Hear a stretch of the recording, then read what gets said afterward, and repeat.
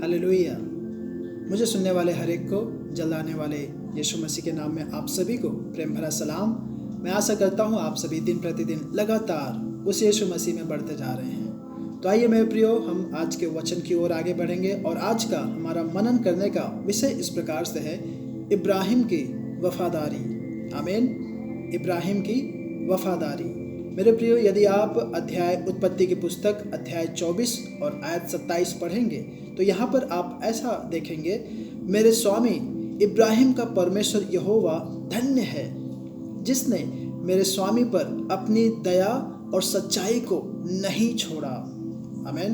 मेरे प्रियो, परमेश्वर विश्वास योग्य है और वह अपने बच्चों से भी विश्वास योग्य होने की अपेक्षा करता है। परमेश्वर चाहते हैं कि उनके बच्चे विश्वास योग्य बने रहें। आमीन।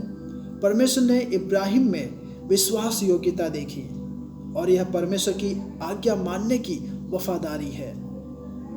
जब परमेश्वर ने कहा, अपने देश से, अपने परिवार से और अपने पिता के घर से निकलकर उस देश को चला जा जो मैं तुझे दिखाऊंगा, मेरे प्रियो, इब्राहिम ने परमेश्वर की आज्ञा मानी और बिना कुछ सोचे समझे उसने ठीक वैसा ही किया। आप इस विषय में उत्पत्ति की पुस्तक अध्याय 12 आयत 1 में पढ़ सकते हैं। जरा आप सोचें, उन दिनों में मंजिल को ठीक रीति से जानने के बिना कहीं जाना कितना खतरनाक होता होगा, और ऐसा करने के लिए बहुत बड़ी मानसिक शक्ति की आवश्यकता होती है। वैसे भी इब्राहिम परमेश्वर की आज्ञा मानने में विश्वास योग्य था। लेकिन आज के समय के लोगों से आप कहेंगे, जरा आप इस जगह पर जाकर कुछ काम करके आ जाएं, तो वे बहुत बड़ी प्लानिंग करते हैं, बहुत बड़ा सोच विचार बनाते हैं और कुछ योजनाओं के साथ जाते हैं। आमीन। लेकिन उन दिनों में इब्राहिम ने परमेश्वर पर विश्वास किया और परमेश्वर की एक आवाज़ सुनकर वो उसका घर, उसका परिवार सब कुछ छोड़कर निकल गया। तो आइए मेरे प्रियो, आज हम इब्राहिम के जीवन के माध्यम से कुछ और बातों को सीखेंगे। इब्राहिम की वफादारी हमारे दिलों को हैरान करती है। जब उसने इसहाक को उसका जो इकलौता पुत्र था उसे मोरिया पर्वत पर वेदी पर बलि करने के लिए रख दिया। आमीन। और तब जाके इब्राहिम की सच्चाई, उसकी महानता मेरे प्रियो प्रकट हुई कि वह परमेश्वर के प्रति कितना वफादार है। उसने अपने इकलौते पुत्र को, इकलौते संतान को, जो कई अरसों के बाद, कई मिन्नतों के बाद, कई प्रार्थनाओं के बाद परमेश्वर ने उसे दिया, पर इब्राहिम ने उसे भी परमेश्वर के लिए दे दिया। मेरे प्रियो, यही वह स्थिति थी जिसमें परमेश्वर को इब्राहिम की सराहना करना पड़ा, या फिर परमेश्वर को इब्राहिम की तारीफ करनी पड़ी। परमेश्वर भी चुप नहीं बैठे, परमेश्वर ने इब्राहिम की तारीफ की। आमीन। उसके विश्वास को देखते हुए, उसकी आज्ञाकारिता को देखते हुए। अगर मेरे प्रियो आप इन आयतों को बहुत ही ध्यान से पढ़ेंगे तो एलिएजर, जो इब्राहिम का दास था, इब्राहिम का सहायक था, उसके शब्दों का आप ध्यान से पढ़ेंगे तो उसने ऐसा कहा, मेरे स्वामी इब्राहिम के परमेश्वर ने, है ना, मेरे स्वामी अपनी दया पर उसकी सच्चाई को, उसकी करुणा को नहीं छोड़ा। कहने का मतलब यह है कि अध्याय 24 आयत 27 में ऐसा लिखा है, मेरे स्वामी इब्राहिम के परमेश्वर यहोवा ने मेरे स्वामी पर अपनी दया को करना नहीं छोड़ा। यहोवा मार्ग में होकर मुझे मेरे स्वामी के भाइयों के घर ले गया। आमीन।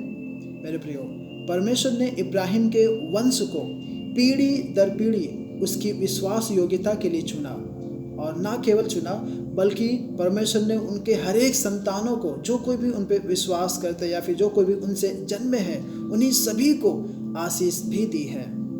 और इतना भी नहीं, यदि आप पवित्र कलाम बहुत ही स्पष्ट रूप से पढ़ेंगे, मत्ती रचित सुसमाचार अध्याय 1 आयत 1 में इस प्रकार से लिखा है, मेरे प्रियो, इब्राहिम का पुत्र। आमीन। कहने का मतलब यीशु मसीह ने भी खुद को इब्राहिम का पुत्र कहकर अब्राहम को ऊंचा किया है। तो जरा आप सोचें, इब्राहिम की महानता, उसके विश्वास योग्यता, उसकी आज्ञाकारिता कितनी बड़ी थी मेरे प्रियो। परमेश्वर मेरे प्रिय उन लोगों के प्रति वफादार होता है जो वफादार होते हैं। आमेन। मेरे प्रियो, बाइबल के अनुसार इब्राहिम हमारे पूर्वज हैं, है ना, हमारे दादा परदादा हैं, और हम इब्राहिम को विश्वासियों का पिता कहते हैं। यदि आप पवित्र कलाम पढ़ेंगे तो अब्राहम हर एक जो विश्वास करते हैं उन्हीं सभी लोगों के लिए पिता हैं। आमीन। और इस कारण से हम भी इब्राहिम के वंशजों की सारी विरासत के वारिस हैं। कहने का मतलब यह है कि हम उनकी आशीषों में, उनकी हर एक बातों में हम शामिल हैं। आमीन। तो ऐसी स्थिति में आपको भी उतना ही विश्वास योग्य होना चाहिए जितना कि अब्राहम थे। हम अपने आप को परखें मेरे प्रियो, हम अपने आप को जांचें कि क्या हम परमेश्वर के साथ विश्वास योग्य हैं। क्या हम आज भी परमेश्वर की आवाज़ सुन के उसके अनुसार अनदेखा करते हैं, या फिर हम उसके अनुसार नहीं चलते हैं। क्या हम परमेश्वर की आज्ञाओं का अपने जीवन में पालन करते हैं या फिर अनदेखी करते हैं। मेरे प्रियो, हम अपने आप को जांचें, हम अपने आप को परखें कि क्या हम अपनी मनमानी में चल रहे हैं या परमेश्वर की निगरानी में चल रहे हैं। अगर आप अपनी मनमानी में चल रहे हैं तो मेरे प्रियो, आप बहुत ही संकट के नज़दीक हैं। अगर आप परमेश्वर की योजनाओं के अनुसार चल रहे हैं तो आप आशीषों के नज़दीक हैं। मेरे प्रियो, परमेश्वर को दोगलेपन या फिर दो रास्ते वाले या पाखंडी लोग कभी भी पसंद नहीं आते। आप भजन संहिता अध्याय 51 आयत 6 जब आप पढ़ेंगे तो यहाँ पर इस प्रकार से लिखा है, देख तू हृदय की सच्चाई से प्रसन्न होता है और मेरे मन ही मन में ज्ञान सिखाएगा। मेरे प्रियो, भजनकार की उस परमेश्वर से ये प्रार्थना है कि परमेश्वर तू हृदय की सच्चाई से प्रसन्न होता है और मेरे मन में ही मन में तू ज्ञान सिखाएगा, बुद्धि की बातें सिखाएगा। तो मेरे प्रियो, यह उस भजनकार की प्रार्थना है, उस परमेश्वर से निवेदन है। क्या आपका भी यही निवेदन है? क्या आप भी इसी प्रकार से उस परमेश्वर से प्रार्थना करते हैं कि तू मेरे मन में ज्ञान की बातें सिखा? अगर ऐसा नहीं है तो होने पाए मेरे प्रियो, हम उस परमेश्वर से लिपट जाएं, उस परमेश्वर के हाथों को हम थाम लें और परमेश्वर के हर एक आज्ञाओं के प्रति, उसकी हर एक बातों के प्रति हम वफादार रहें। तो परमेश्वर, जो स्वर्ग का परमेश्वर, जो हम हमेशा अपने बच्चों के ऊपर निगरानी रखता है, उन्हें देखते रहता है, जरूर है आपको अपने सच्चाई के मार्गों में चलाएगा और आपका भी नाम उस जीवन के पुस्तक में लिखा जाएगा। आमीन। तो होने पाए परमेश्वर आप सभी को इन वचनों के द्वारा आशीष करे, अनुग्रहित करे। जय मसीह की। आइए हम एक छोटी सी प्रार्थना करें। प्रभु जी, धन्यवाद परमेश्वर, सुने हुए वचनों के अनुसार प्रभु जी तूने हम सभी को आशीष किया, अनुग्रहित किया। धन्यवाद कहते हैं। प्यारे परमेश्वर, हमें से हर एक के विश्वास की सीमा को तू बढ़ा दे परमेश्वर, ताकि प्रभु जी राजा हम तुझ में और भी विश्वास के वीर होने पाए और वैसे वैसे कार्यों को करने पाए परमेश्वर। पवित्र आत्मा, तू हर एक के हाथों को थाम और अपने मार्गों में तू चला परमेश्वर।